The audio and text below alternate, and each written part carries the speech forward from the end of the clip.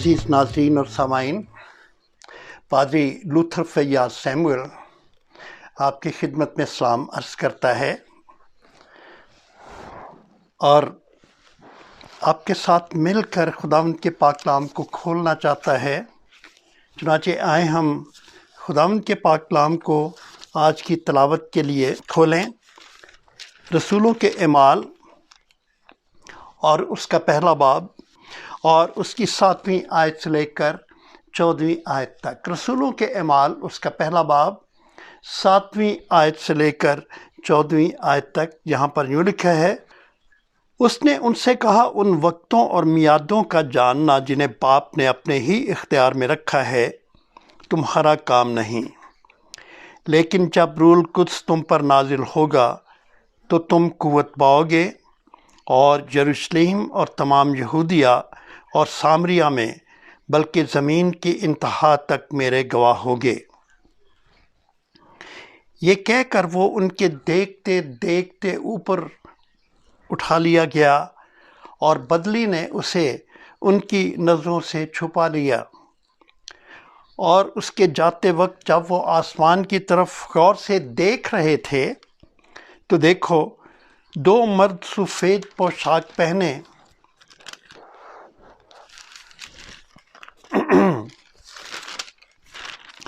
ان کے پاس آ کھڑے ہوئے اور کہنے لگے، اے گلیلی مردو، تم کیوں کھڑے آسمان کی طرف دیکھتے ہو؟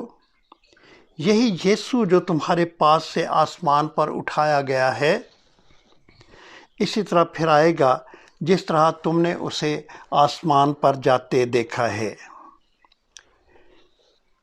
تب وہ اس پہاڑ سے جو زیتون کا کہلاتا ہے اور یروشلم کے نزدیک سبت کی منزل کے فاصلے پر ہے، یروشلم کو پھرے، اور جب اس میں داخل ہوئے تو اس بالا خانے پر چڑھے جس میں وہ یعنی پطرس اور یوحنا اور یعقوب اور اندریاس اور فلپس اور توما اور برتلمائی اور متی اور حلفائی کا بیٹا یعقوب اور شمعون زیلوتیس اور یعقوب کا بیٹا یہودا رہتے تھے۔ یہ سب کے سب چند عورتوں اور یسوع کی ماں مریم اور اس کے بھائیوں کے ساتھ ایک دل ہو کر دعا میں مشغول رہے۔ خاص آیت جو کہ میں آپ کے سامنے رکھنا چاہتا ہوں وہ ہے 14ویں آیت۔ لکھا ہے، یہ سب کے سب چند عورتوں اور یسوع کی ماں مریم اور اس کے بھائیوں کے ساتھ ایک دل ہو کر دعا میں مشغول رہے۔ خداوند کی برکت اس کے پاک کلام کے پڑھے، سنے جانے، قبول کرنے پر ہمیشہ ہوتی رہے، آمین۔ آئے ہم دعا کریں۔ خداوند قادر مطلق زندہ آسمانی باپ، ہم پھر آ گئے ہیں، آخر ہم کہاں جائیں، کیونکہ جانتے ہیں کہ زندگی اور زندگی کی ساری باتیں تو تیرے پاس ہیں۔ خداوند، ہم اپنی زندگی کی ساری قوت اور حکمت دینے والی باتوں کو تیرے پاک کلام کے ذریعے سے پاک روح کی معموری میں ہو کر سیکھنا چاہتے ہیں، جو ہمارے لیے واجب، راست، درست اور مناسب ہے۔ ہمیں تعلیم کر، اور خداوند ہماری ساری توجہ کو، دھیان کو اپنی طرف لگا۔ یسوع نام کا وسیلہ دے کر مانگتے ہیں، سن لے اور بخش دے، آمین۔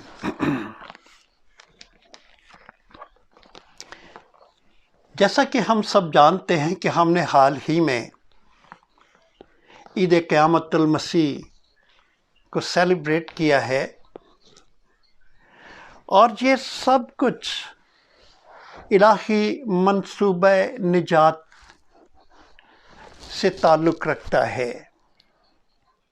یہ الہی منصوبہ نجات ہمارے آسمانی باپ کی طرف سے طے پایا، جس کے ذریعے سے اس نے اپنے بیٹے ہمارے خداوند یسوع مسیح کو نہ صرف ہمارے بلکہ تمام دنیا کے گناہوں کی مخلصی کے لیے اس روئے زمین پر اپنے برے کے طور پر ایک بے گناہ بے عیب برے کے طور پر بھیجا تاکہ وہ ہمارے لیے قربان ہو، اور گناہوں کی جو سزا ہے، کیونکہ گناہ کی مزدوری موت ہے، خدا ایک انصاف کرنے والا خدا ہے۔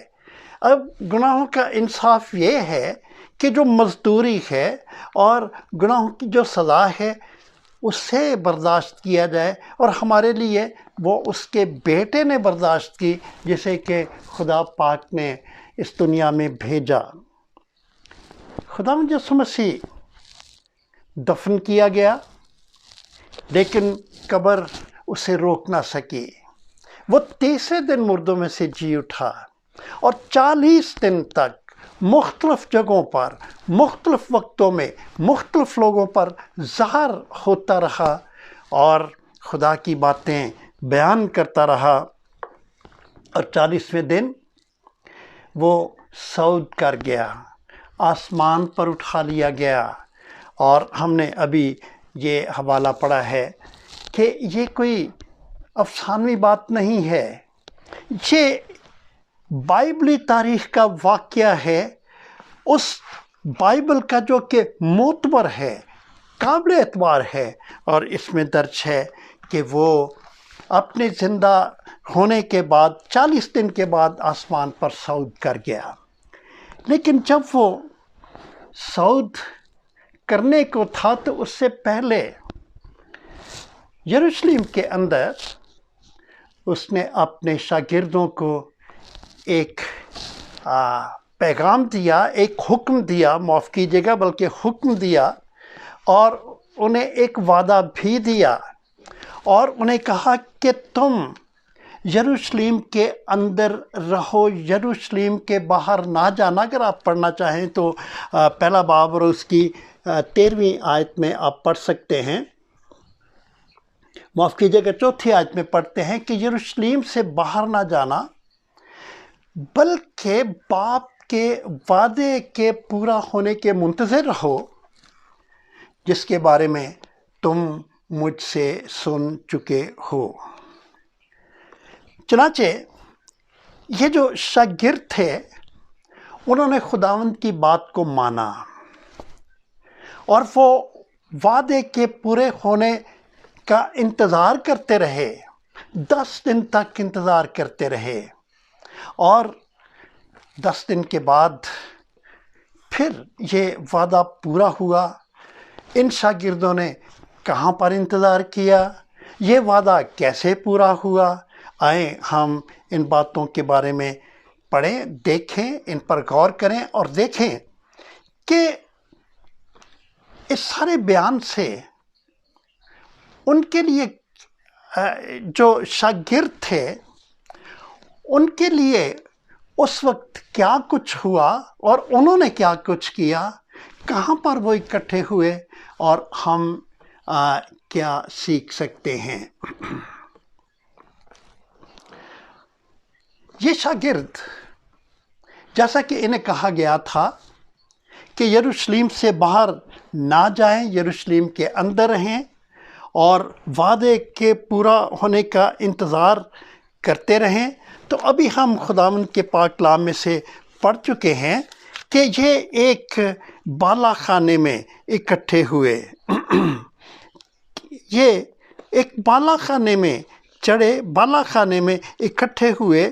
ہم 13ویں آیت میں پڑھتے ہیں، پہلا باب 13ویں آیت، اور جب اس میں داخل ہوئے تو اس بالا خانے پر چڑھے جس میں وہ یعنی پطرس اور یوحنا اور یعقوب اور اندریاس اور فلپس اور توما اور برتلمائی اور متی اور ہرفئی کا بیٹا یعقوب اور شمعون زیلوتیس اور یعقوب کا بیٹا یہودا رہتے تھے۔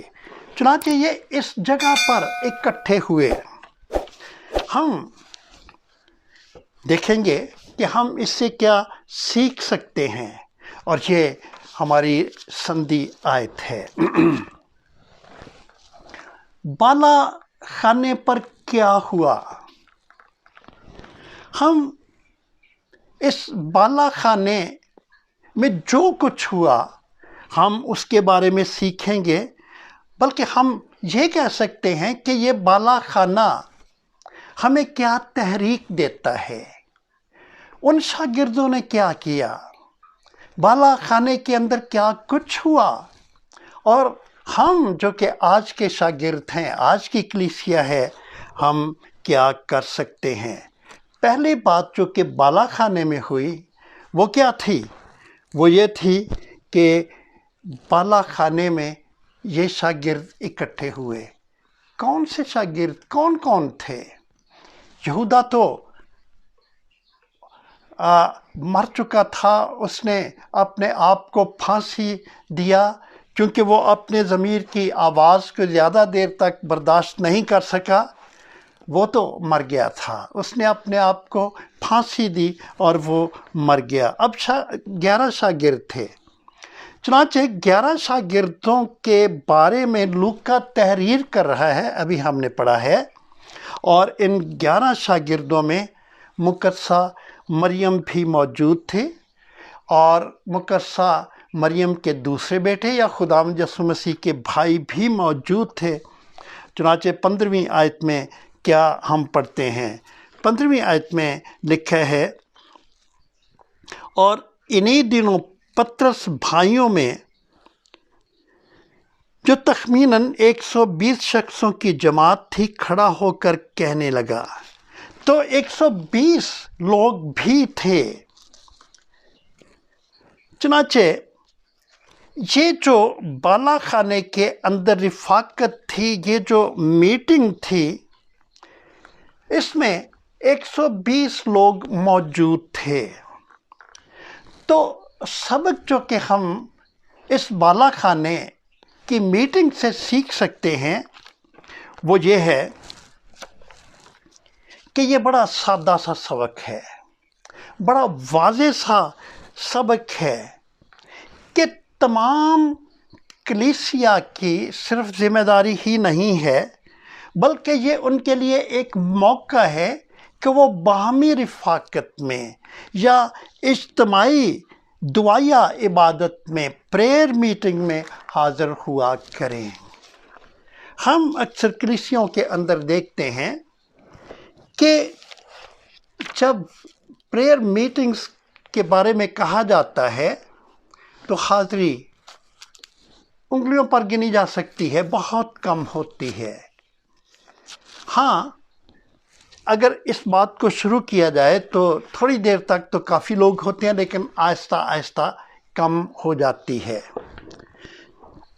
ہم یہاں پر اس بالا خانے میں دیکھتے ہیں کہ یہ 120 لوگ یہاں پر موجود تھے، اور اس میں ان لوگوں میں ہم پڑھتے ہیں کہ مرد تھے، عورتیں تھیں، نوجوان تھے، بوڑھے تھے، لیڈرز تھے، یعنی یہ رسول لیڈرز تھے، اور یہ تمام اس دعائیہ میٹنگ میں، پریئر میٹنگ میں شریک تھے، حاضر تھے، جو کہ بالا خانے کے اوپر ہو رہی تھی۔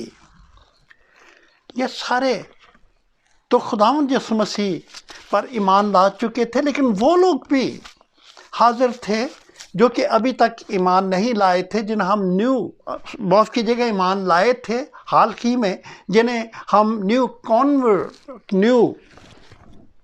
کنورٹس کہہ سکتے ہیں۔ یہ سب کے سب ایک جگہ پر موجود تھے، ایک رفاقت میں موجود تھے۔ خداوند یسوع مسیح میں میرے عزیز بھائیوں بہنوں، آپ اپنے آپ سے سوال پوچھیں، ہمارا رویہ کیا ہوتا ہے؟ جو کلیسیوں کے اندر پریئر ہال ہوتے ہیں، پریئر چیپلز ہوتی ہیں، ان میں کتنی حاضری ہوتی ہے؟ جتنی بھی حاضری ہوتی ہے، کیا ہم ان میں موجود ہوتے ہیں؟ میں نے اس مضمون کو جو عنوان دیا ہے وہ ہے بالا خانہ، وہ اور ہم۔ چنانچہ پریئرز جو ہال ہوتے ہیں یا چیپلز ہوتی ہیں یا بالا خانے ہوتے ہیں چرچز کے اندر، تو ہم وہاں پر کتنے ہوتے ہیں؟ کیا ہم ذاتی طور پر، شخصی طور پر وہاں پر موجود ہوتے ہیں؟ دعا کے لیے موجود ہونا یہ ہماری ذمہ داری ہی نہیں، ضرورت ہے. یہ ہماری شخصی ضرورت ہے، یہ ہماری کلیسیائی ضرورت ہے. اور میرے عزیزو، یاد رکھنے کی بات یہ ہے کہ praying people can make a praying church. دعا کرنے والے لوگ دعا کرنے والی کلیسیا کو بنا سکتے ہیں. وہ لوگ نہیں جو کہ دعا کے موضوع پر بولتے ہیں، وہ لوگ نہیں جو کہ دعا کا ارینج کرتے ہیں، لیکن وہ لوگ جو کہ دعا کے اندر موجود ہوتے ہیں، وہ دعا کرنے والی کلیسیا کو بنا سکتے ہیں. پریئر میٹنگز میں چرچ کی شمولیت، چرچ یعنی کلیسیا کی شمولیت ایک بے حد اہم بات ہے. چرچ کسے کہتے ہیں؟ کیا آپ نے کبھی اس پر غور کیا ہے؟ کیا آپ نے کبھی چرچ کے جو انگلش کے سپیلنگز ہیں ان پر غور کیا ہے؟ میں آپ کے سامنے چرچ کے انگلش کے سپیلنگ دہرانا چاہتا ہوں. CHURCH.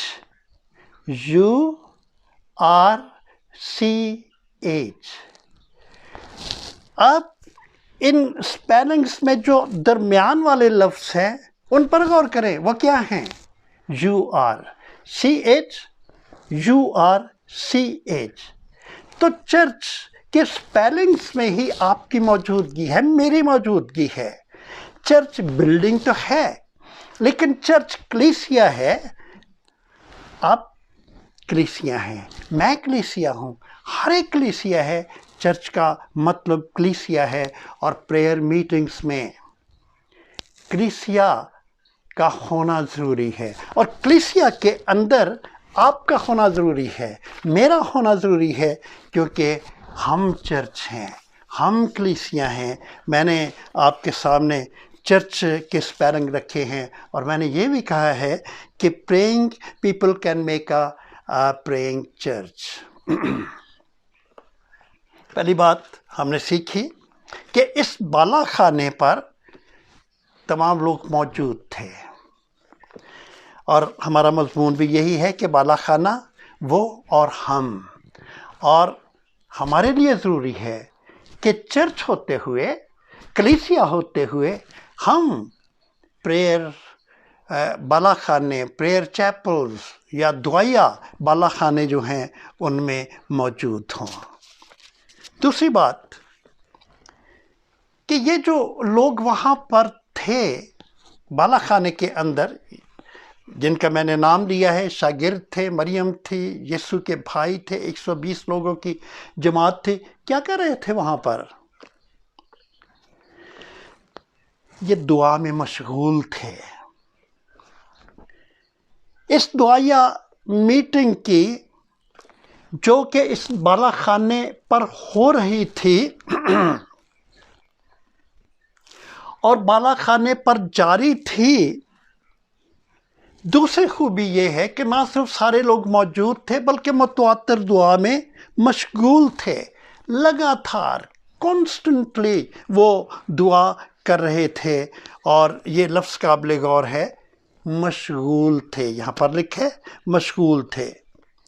وہ بالا خانے میں رہنے کے لیے نہیں گئے تھے، وہ بالا خانے میں وقت گزاری کرنے کے لیے نہیں گئے تھے، وہ بالا خانے میں ایک دوسرے سے ملنے یا ایک دوسرے کے ساتھ ملاقات کرنے کے لیے نہیں گئے تھے، لیکن وہ بالا خانے میں دعا کرنے کے لیے گئے تھے. اور اب وہاں پر وہ دعا میں مشغول تھے، کانسٹنٹلی مشغول تھے. اور یہ 1-2 دن کی بات نہیں ہے، 10 دن تک. میرے عزیزو، ابتدائی کلیسیا کی یہ خوبصورت بات ہوا کرتی تھی کہ وہ اپنے ہر مسئلے کو، ہر بحران کو وہ دعا میں رکھا کرتے تھے، اور اپنے تمام مشکل وقتوں کے لیے وہ دعا کیا کرتے تھے۔ اور یہ بڑی ہمت افزائی اور روح افزائی کی بات ہے آج جب کہ دنیا پر ایک افتاد آئی ہوئی ہے، دنیا کی فضاؤں میں مہلک وبا کے اثرات ہیں، لوگ کہاں پر ہیں؟ لوگ اپنے گھروں میں ہیں، مشغول ہیں، اور وہ دعا کر رہے ہیں۔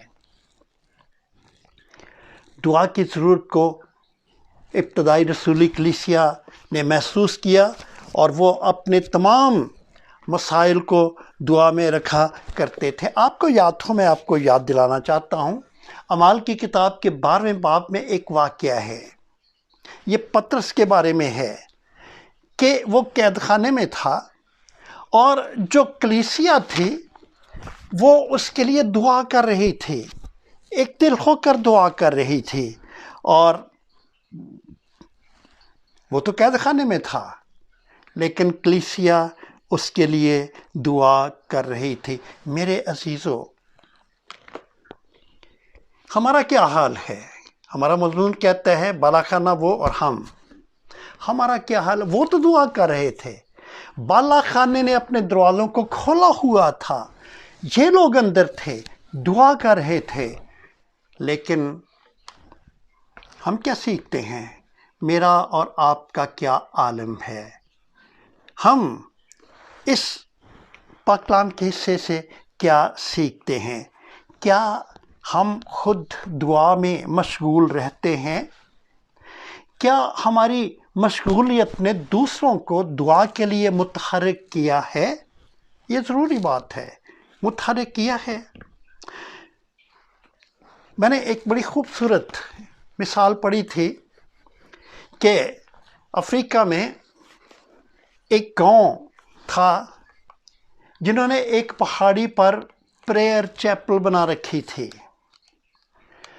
اور اس پہاڑی پر جانے کے لیے ہر خاندان نے اور خاندان کے تمام لوگوں نے پگڈنڈیاں بنا رکھی تھیں۔ وہ صرف اپنی ہی پگڈنڈی پر چل کر وہاں پر دعا کرنے کے لیے جاتے تھے، اور وہ ریگولرلی یہ کام کیا کرتے تھے، لیکن انہیں پتہ چل جاتا تھا کہ کون شخص دعا کرنے سے باز رہا ہوا ہے اور کون شخص ہے جو کہ دعا کرنے کے لیے نہیں آ رہا، اور وہ دیکھتے تھے، اور اگر انہیں اس پگڈنڈی پر گھاس سوکھتی ہوئی نظر آ جاتی تھی تو وہ اس شخص کے گھر میں جاتے تھے اور اسے بڑی حلیمی اور فروتنی کی حالت میں کہتے تھے کہ بھائی، تمہاری پریئر وے پر، تمہاری پگڈنڈی پر گھاس اگی ہوئی ہے، اور اس کا مطلب یہ تھا کہ تم دعا کرنے کے لیے جو دعا کرنے کی عادت ہے اسے دوبارہ جاری رکھو۔ ہمارا کیا عالم ہے؟ کیا ہم اپنے مسائل کو، اپنے بحرانوں کو، اپنی تکلیفوں کو دعا میں رکھتے ہیں؟ پھر بالا خانے سے ہم ایک اور بات بھی سیکھتے ہیں کہ وہ اکٹھے مل کر، ایک دل ہو کر، اکٹھے مل کر، اکٹھے بھی ہوتے تھے لیکن ایک دل ہو کر دعا کیا کرتے تھے، ایک دل ہو کر، ایک دماغ ہو کر، ایک رائے ہو کر، ہم رائے ہو کر وہ دعا کیا کرتے تھے، اور وہ اپنے بحرانوں کو دعا میں رکھا کرتے تھے۔ مکمل اتفاق پایا جاتا تھا۔ آپ نے بھی دیکھا ہوگا، میں نے اپنی پاسبانی خدمت میں بہت دفعہ اس بات کا مشاہدہ کیا ہے کہ عبادت کے اندر اکثر لوگ جب دعا کرتے ہیں وہ واحد کا صیغہ استعمال کرتے ہیں کہ اے خداوند، میں تیرا شکر کرتا ہوں یا کرتی ہوں، اے خداوند تو میری دعا کو سن، اے خداوند میں تجھ سے منت کرتا ہوں یا کرتی ہوں کہ تو یہ کر، وغیرہ وغیرہ۔ جماعت میں بیٹھے ہونے کے باوجود وہ علیحدہ نظر آتے ہیں، اور ایسے لگتا ہے کہ ان کا ایک اپنا ایجنڈا ہے اور ان کا ایک اپنا پروگرام ہے، ایک اپنی لسٹ ہے، وہ دوسروں کے ساتھ نہیں ہے، متفق نہیں ہے۔ میرے عزیزو، یہ جو لوگ تھے یہ متفق الرائے تھے، ایک متفق ان کا اتفاق ہوتا تھا، اور یہ کبھی بھی ہم میں کا صیغہ استعمال نہیں کرتے تھے۔ مجھے اور آپ کو یہاں سے جو سبق ملتا ہے، ضروری ہے کہ ہم ایک دل ہو کر دعا کریں، ایک رائے ہو کر دعا کریں۔ میں جب دعا کے لیے کہتا ہوں تو میں اگر ایک سے زیادہ دعائیں ہیں تو میں درخواست کرتا ہوں کہ مہربانی کے ساتھ ایک شخص نے اگر ایک درخواست کو دعا میں رکھا ہے، ایک شکر گزاری کو دعا میں رکھا ہے، تو دوسری شکر گزاری کو یا دوسری درخواست کو دعا میں رکھے، کیونکہ اگر ہم وہی کر رہے ہیں جو کہ پہلے شخص نے کی ہے تو پھر اس کا مطلب یہ ہے کہ ہم ایک دل نہیں ہیں، اور ہم اپنے طور پر اس عبادت میں، اس دعائیہ میٹنگ میں شریک ہیں۔ ضروری ہے کہ جب ہم اکٹھے مل کر دعا کرتے ہیں تو ہم ایک دل ہو کر اور ایک رائے ہو کر، ایک دماغ ہو کر رائے کریں، ایک رائے ہو کر دعا کریں، کیونکہ خداوند کے پاک کلام کی تلقین بھی ہمیں یہی ہے۔ اگر آپ میرے ساتھ نکالیں افسیوں کے نام خط، اس کا 4 باب 3 آیت میں کیا لکھا ہے؟ افسیوں 4 باب اور اس کی 3 آیت لکھا ہے، اور اسی کوشش میں رہو کہ روح کی یگانگی اور صلح کے بند سے بندی رہے، اور اسی کوشش میں رہو کہ روح کی یگانگی صلح کے بند سے بندی رہے۔ اگر صلح اور یگانگی نہیں ہے، اگر ایک ہی رائے نہیں ہے اور دعا ہم کر رہے ہیں، تو تاثر یہ ملتا ہے کہ ہم اس دعائیہ رفاقت کا حصہ نہیں ہیں، ہم ایک گروپ میں بیٹھنے کے باوجود علیحدہ ہیں، اور پاک کلام ہمیں کہتا ہے کہ ضروری بات ہے کہ ہم روح کی یگانگی کے ساتھ ہم دعا کریں۔ بعض اوقات ہماری دعائیہ رفاقتوں میں ہمارے ناراض دوست، ناراض بھائی بہن شریک ہوتے ہیں، اور لازمی بات ہے کہ یگانگی کی ضرورت ہے۔ دعا کرنے سے پہلے جتنی بھی ناراضگی ہے اس کو دور کرنے کی ضرورت ہے۔ یہ کوئی اور نہیں کہتا ہے، یہ کوئی دانشور نہیں کہتا ہے، یہ خدا کا پاک کلام کہتا ہے۔ کیا لکھا ہے؟ اگر آپ میرے ساتھ نکالیں مقدس متی کی انجیل، اس کا 5 باب اور اس کی 23ویں اور 24ویں آیت میں لکھا ہے، پس اگر تو قربان گاہ پر نظر گزرانتا ہو اور وہاں تجھے یاد آ جائے کہ میرے بھائی کو مجھ سے کچھ شکایت ہے، تو وہی قربان گاہ کے آگے اپنی نظر چھوڑ دے اور جا کر پہلے اپنے بھائی سے ملاپ کر، تب بھی آ کر اپنی نظر گزران۔ پرانے عہد کی کلیسیا کو بھی یہی کہا گیا تھا، اور زبور 133 کے ذریعے سے بڑی خوبصورت پہلے عہد کی کلیسیا کو بات کہی گئی تھی۔ کیا زبور 133 کے ذریعے سے کیا کہا گیا تھا؟ ویخ کیا ہی چنگی گل ہے تے خوب سہانی بھی، جد دل دے نال ہووے ایک صلاح سبنا پراواں دی۔ حاصل کلام کیا ہے؟ اگر وہ مل کر دعا کر رہے تھے اور انہیں ایک خوبصورت صلہ ملا، ہمارے لیے بھی ضروری ہے کہ ہم دوسرے کی دعا کو اپنی دعا سمجھیں۔ دوسروں کے لفظوں کو اپنے لفظ سمجھے، ہمارے لفظوں کو دوسرے اپنا لفظ خیال کریں، اور ہماری دعا کو دوسرے اپنی دعا خیال کریں، کیونکہ یہی دعا کی روح ہے کہ ہم باہم یگانگت میں ہوتے ہوئے، رفاقت میں ہوتے ہوئے دعا کریں، کیونکہ بالا خانے پر یہی ہوا تھا کہ وہ سب مل کر ایک دل ہو کر دعا میں مشغول تھے۔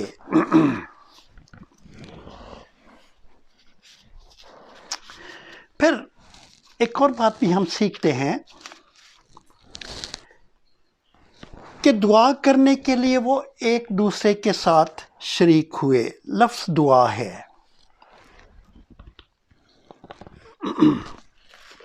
لفظ دعا ہے، ایک دوسرے کے ساتھ شریک تھے۔ وہ جانتے تھے کہ دعا کے جو لوازم ہیں وہ کیا ہیں، وہ جانتے تھے کہ جو دعا ہے اس کے حصے کیا ہیں، وہ جانتے تھے کیونکہ ان کے خداوند نے اور ہمارے خداوند نے دعا کرنا سکھائی تھی، اور اس نے سکھایا تھا کہ شکر گزاری ہے، حمد و تعریف ہے، اقرار گناہ ہے اور مناجات ہے۔ یہ دعا کے حصے ہیں، اور وہ سارے ان حصوں کے مطابق یہاں پر دعا کر رہے تھے۔ یہ دعا کی خوبصورتی ہے۔ بعض اوقات ہم جب دعا کرتے ہیں، کیونکہ ہمارا ہونا اس میں اپنے آپ کو انوالو کرنا بہت ضروری ہے، بعض اوقات جب ہم دعا کرتے ہیں تو بہت سارے لوازم جو ہیں، جو حصے ہیں، جو دعا کے پارٹس ہیں، وہ پورے کے پورے نہیں ہوتے ہیں۔ بعض اوقات شکر گزاری یکسر موقوف ہوتی ہے، شکر گزاری کو ہم چھوڑ دیتے ہیں۔ بعض اوقات اعتراف گناہ کو چھوڑ دیتے ہیں، اور اکثر جس کو ہم چھوڑتے نہیں ہیں وہ ہے مناجات۔ مناجات کی لسٹیں وہ لمبی سے لمبی ہوتی جاتی ہیں۔ خداوند تو ہمیں یہ بھی دے، خداوند تو ہماری یہ بھی دعا ہے، اسے بھی سن، تو ہمارے لیے یہ بھی کام، ہمارے لیے وہ بھی کر۔ لیکن شکر گزاری جو ہوتی ہے یا تو وہ موقوف ہو جاتی ہے یا بہت کم ہو جاتی ہے۔ دعا کرنے کے لیے ہمارے پاس جو بہترین ایک نمونہ ہے وہ خداوند یسوع مسیح کی سکھائی ہوئی دعا ہے، اور اکثر میں یہ کہتا ہوں کہ یہ خداوند یسوع مسیح نے سکھائی ہے، تو یہ شاگرد کی دعا ہے۔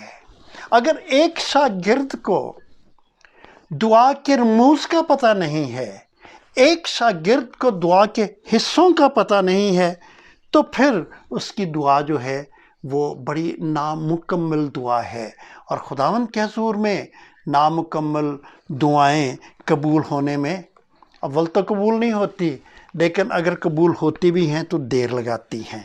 ضرورت ہے کہ ہم اپنی دعا کرنے کا جو سبق ہے وہ اس بالا خانے سے حاصل کریں۔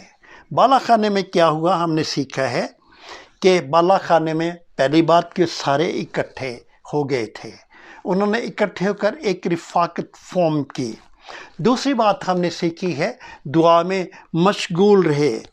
پھر تیسری بات سیکھی ہے کہ اکٹھے مل کر انہوں نے دعا کی، اور پھر چوتھی بات ہم نے سیکھی ہے کہ وہ دعا ایک ترتیب کے ساتھ کرتے تھے۔ میرے عزیزو، آپ کی جو شخصی دعائیں ہیں ذرا آپ ان پر غور کریں، کس طرح کی ہیں، آپ کیسی دعا کرتے ہیں، آپ کے دعا کے جو اجزاء ہیں وہ کیسے ہیں، کیا اس میں خداوند کی حمد اور تعریف پائی جاتی ہے کہ آپ خداوند کی حمد اور تعریف سے دعا کو شروع کرتے ہیں؟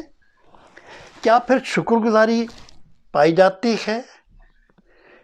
کیا پھر اعتراف گناہ پایا جاتا ہے اور معافی پائی جاتی ہے؟ اور پھر کیا آپ کی جو دعائیہ مناجاتی لسٹ ہے اس کا کیا حال ہے؟ ضرورت ہے کہ ہم اس بالا خانے سے سیکھیں کہ وہ کیا کرتے رہے۔ آپ ضرور اس سارے بیان کو اپنی فرصت میں بھی پڑھیں۔ خداوند نے کہا تھا کہ انتظار کرنا ہے، اور وہ دعا میں مشغول تھے۔ دعا کرنا تو خداوند نے ان کو سکھا رکھی تھی، اور اس کے مطابق وہ دعا میں مشغول تھے، دعا کر رہے تھے۔ ایک دل ہو کر دعا میں مشغول تھے، اور وہ ایک رائے ہو کر دعا کر رہے تھے، اکٹھے مل کر دعا کر رہے تھے، ایک ترتیب کے ساتھ دعا کر رہے تھے۔ کیا ہوا؟ ہوا یہ کہ دعا سنی گئی۔ کیا نتیجہ نکلا؟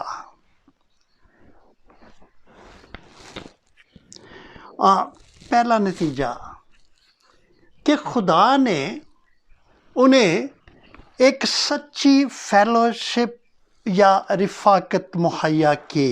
اگر آپ اعمال، یہی جو ہماری سندھی آیت ہے، اس کا مطالعہ کریں، کیا لکھا ہے، پہلا باب اور اس کی 14ویں آیت، یہ سب کے سب چند عورتوں اور یسوع کی ماں مریم اور اس کے بھائیوں کے ساتھ ایک دل ہو کر دعا میں مشغول رہے۔ لفظ کے ساتھ رفاقت یا فیلوشپ کو ظاہر کرتا ہے۔ لفظ کے ساتھ لکھا ہے، یہ سب کے سب بھائیوں کے ساتھ۔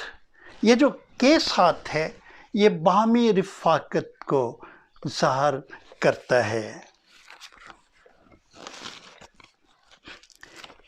یہ رفاقت جو ہے، یہ سچی رفاقت کہلائی جا سکتی ہے۔ خدا کا کلام کہتا ہے کہ اس طرح کی رفاقتیں جو سب کے سب یا وہاں پر موجود تھے، ایک دوسرے کے ساتھ جڑے ہوئے تھے، ایک دوسرے کے ساتھ جمع تھے۔ خداوند کا پاک کلام اس کے بارے میں کہتا ہے کہ یہ سچی رفاقت ہے۔ پہلا یوحنا پہلا باب اور اس کی 7ویں آیت میں ہم پڑھتے ہیں، کیا لکھا ہے، لیکن اگر ہم نور میں چلیں جس طرح کہ وہ نور میں ہے تو ہماری آپس میں شراکت ہے، اور اس کے بیٹے یسوع کا خون ہمیں تمام گناہوں سے پاک کرتا ہے۔ اور پھر ہم مکاشفہ 3 باب اور اس کی 20ویں آیت میں بھی سیکھتے ہیں کہ دیکھ، میں دروازے پر کھڑا ہوا کھٹکھٹاتا ہوں، اگر کوئی میری آواز سن کر دروازہ کھولے گا تو میں اس کے پاس اندر جا کر اس کے ساتھ کھانا کھاؤں گا اور وہ میرے ساتھ۔ اور مشہور آیت متی 18 باب اور اس کی 20ویں آیت، جہاں 2 یا 3 میرے نام سے اکٹھے ہیں، میں ان کے درمیان میں ہوں۔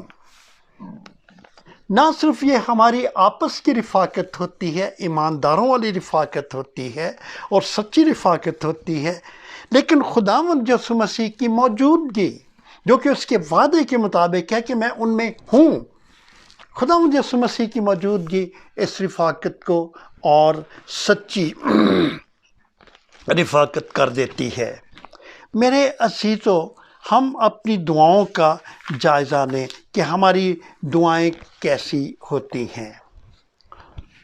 ایک اور نتیجہ ہے، دوسرا نتیجہ جو کہ ان کی دعا کا نکلا تھا، کہ ان کو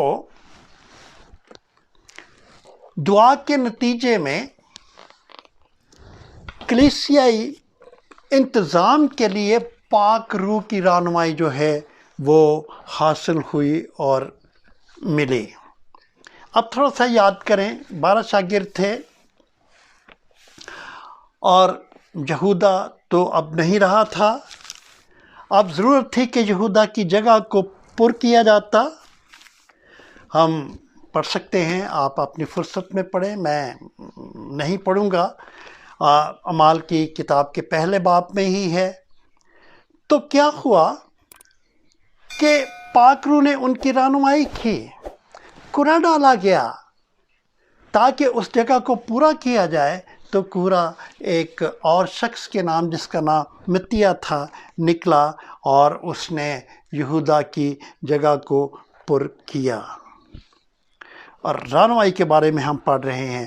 جب ہم اعمال کی کتاب 6 باب پڑھتے ہیں اور اس کی دوسری آیت وہاں پر لکھا ہے کلیسیا انتظام کے بارے میں، جب کلیسیا ترقی کر رہی تھی اور خدا کا کلام پھیل رہا تھا، ممبرشپ بڑھ رہی تھی، تو ایک پرابلم ہوا کہ یہ جو یتیم تھے اور بزرگ تھے، عورتیں تھیں، ان کو کھانا وغیرہ دینے کے بارے میں، ان کا انتظام کرنے کے بارے میں، تو پھر کیا سوچا گیا؟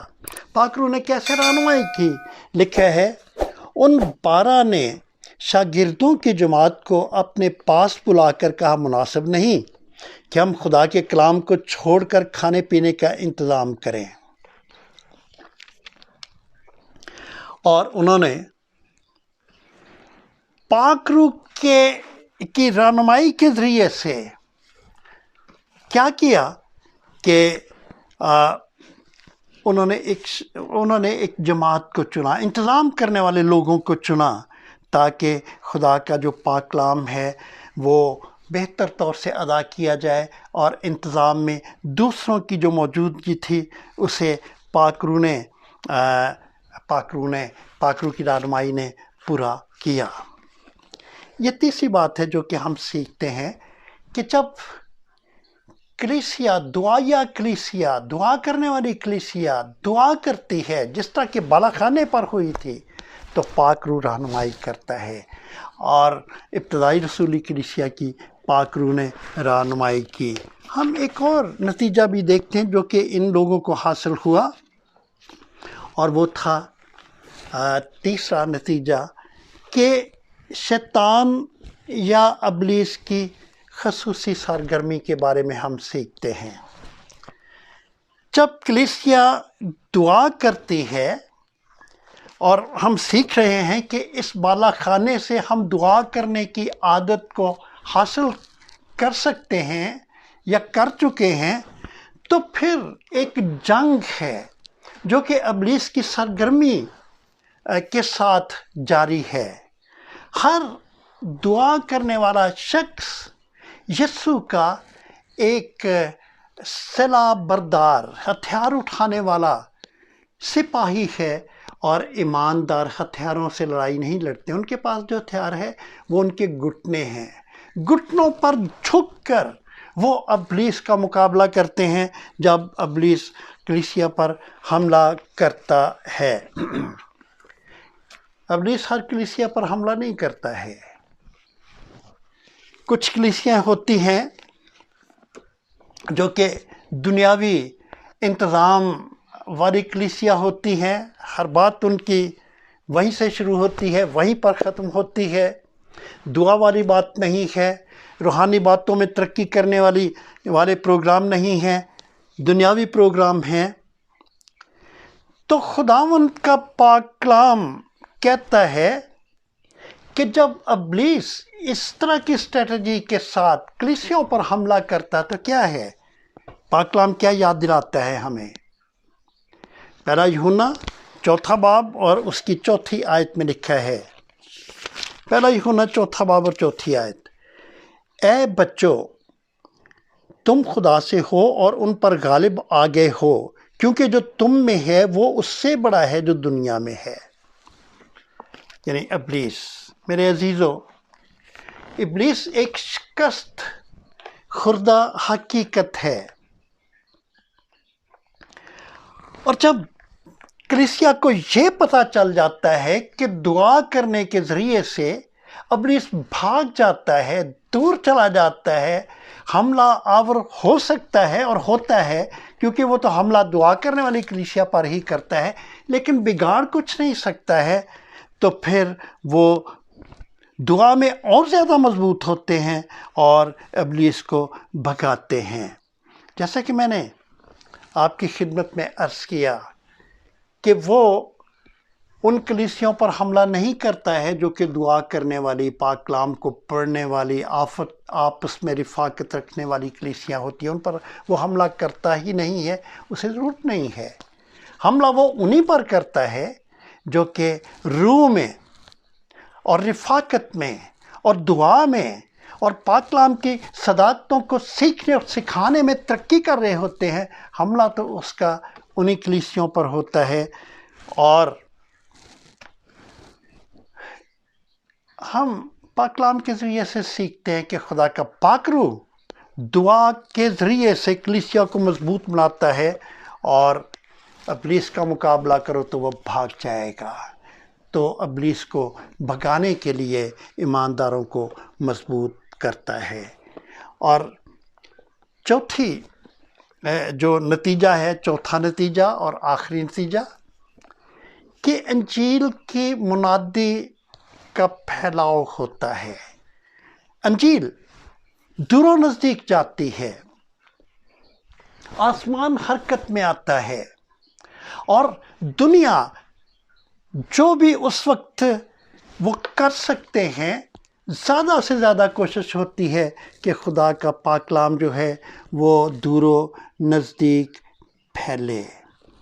تبلیغ کرنا، خوشخبری دینا، خدا کا پاک کلام بیان کرنا اور خدا کے پاک کلام کو دور و نزدیک پھیلانا، یہ کلیسیا کی ذمہ داری ہے۔ یہ ہر ایماندار کے لیے خدا کا حکم ہے۔ اور کلیسیا ایک مشن کو لے کر چلتی ہے۔ مشن کا مطلب ہوتا ہے مقصد۔ بعض اوقات ہم سنتے ہیں کہ جی بات یہ ہے کہ میں مشنوں پہ اعتقاد نہیں رکھتا ہے، میں ڈینومینیشنز پہ، مشنز پہ اعتقاد نہیں رکھتا یا نہیں رکھتی، میں تو فری مشن کی چرچز میں جاتا ہوں۔ تو میرے بھائی، میری بہن، ڈینومینیشنز ٹھیک ہے، لیکن آپ اگر فری مشن والے لوگ ہیں تو وہ بھی تو ایک مشن ہے۔ آپ کی مشن کا نام ہے فری مشن۔ سیکھنے والی بات یہ ہے کہ دعا کرنے والی کلیسیا کو ایک مشن ملا ہے، اور دعا کرنے والی کلیسیا کو ایک مقصد دیا گیا ہے کہ وہ انجیل کی منادی کا منہ زور جو آغاز ہے وہ کرے، کیونکہ بالا خانے سے اسی بات کا آغاز ہوا تھا۔ اور بالا خانے سے جب یہ آغاز ہوا تو مقدس پولس رسول کے مشنری دورے جو ہیں وہ اسی بالا خانے میں بیٹھے ہوئے لوگوں کی جو اجتماعی رفاقتی دعا تھی اس کا نتیجہ ہے۔ اور یہ جو انڈیا میں، پاکستان میں جو کلیسیا کا پھیلاؤ ہے، جو کلیسیا آئی ہے، یہ انہی بزرگوں کی محنت کا نتیجہ ہے جو کہ بالا خانے سے شروع ہوا تھا۔ میرے عزیزو، جب بڑی سنجیدگی کے ساتھ اس واقعے پر غور کیا جاتا ہے تو ہم دیکھتے ہیں کہ نہ جانے کتنی روحیں ہیں جو کہ چاہتی ہیں کہ انہیں بچایا جائے، کتنی روحیں ہیں جن کے پاس ابھی تک مشن نہیں پہنچی ہے۔ مشن کا مطلب ہے کہ خدا کا وہ جو ہم کہہ سکتے ہیں کہ خدا کا پیغام جو کہ اس نے پہنچانے کے لیے دیا تھا وہ ابھی تک نہیں پہنچا ہے، جس کو ہم گریٹ کمیشن کہتے ہیں۔ کیا لکھا ہے؟ متی 28 باب 19 آیت، پس تم جا کر سب قوموں کو شاگرد بناؤ اور ان کو باپ اور بیٹے اور روح القدس کے نام سے بپتسمہ دو، اور ان کو یہ تعلیم دو کہ ان سب باتوں پر عمل کریں جن کا میں نے تم کو حکم دیا، اور دیکھو میں دنیا کے آخر تک ہمیشہ تمہارے ساتھ ہوں۔ خداوند یسوع مسیح میں میرے عزیز سامعین، ناظرین، خداوند کا پاک کلام ہمارے لیے جو کھلا ہے، ہم نے اس میں بہت ایسے پہلوؤں کو جانا ہے جن پر ہم نے ضرور سیکھا ہوگا، لیکن شاید ہم نے اتنی سنجیدگی سے غور نہیں کیا۔ لیکن ان دنوں کے مطابق یہ جو بالا خانہ ہے جس کا دروازہ کھلا ہے، اس میں سے ایسی ہوا نکلی ہے، ایسی پاک روح سے معمور ہوا نکلی ہے جس نے آپ کو بہت کچھ سکھایا ہوگا۔ آپ کو سکھایا ہوگا اور سکھایا ہے کہ اس وقت کے رسولوں نے کیا کیا۔ وہ جو ادھر کلیسیا جمع تھی، چرچ تو ادھر سے شروع ہوا، بالا خانے سے شروع ہوا ہے، اور یہ جو بالا خانہ ہے یہ چرچ کی پیدائش کی جگہ ہے۔ چرچ وہاں سے پیدا ہوا اور پھر دنیا میں پھیلا۔ بالا خانے کا دروازہ جو ہے اس میں سے یہ گواہی اور خوشخبری کا پیغام دور و نزدیک چلا گیا۔ میرے عزیزو، ہمارے جو دل ہیں یہ بھی ہماری شخصیت کے ایک طرح کے بالا خانے ہیں۔ ان کے دروازے کیا ہم نے کھولے ہیں، یا ابھی تک ہم اپنے آپ کو لیے ہوئے انہی میں بند ہیں اور اپنی ہی جو باتیں ہیں ان کو ان میں بند کر رکھا ہے؟ میرے عزیزو، ضرورت ہے کہ ہم اپنے آپ کو آج کے پاک کلام کی روشنی میں جانچیں اور اپنا جائزہ لیں۔ اور اگر ہم سمجھتے ہیں کہ یہ سب کچھ ہمارے لیے مشکل ہے، تو ہم اپنے آپ کو خداوند کے سپرد کریں اور اس سے درخواست کریں کہ خداوند تو اپنے پاک روح کے ذریعے سے ہمیں طاقت اور قوت کے لباس سے ملبس کر، کیونکہ تو نے یہ ہمارے لیے مہیا کیا ہے، تو نے اسے بھیجا ہے۔ اور خداوند سے درخواست کریں کہ خداوند ہم اپنے آپ کو تیرے حضور میں پیش کرتے ہیں، جس طرح تو نے پہلے شاگردوں کو استعمال کیا تھا، ہم بھی استعمال ہونا چاہتے ہیں۔ تو ہمیں بھی استعمال کر، ہماری کلیسیا کو خداوند تو روح میں مضبوط کر اور روحانی ترقی عنایت کر۔ خداوند آپ سب کو بڑی برکت دے۔ خدا باپ، خدا بیٹے، خدا پاک روح کے نام میں آمین۔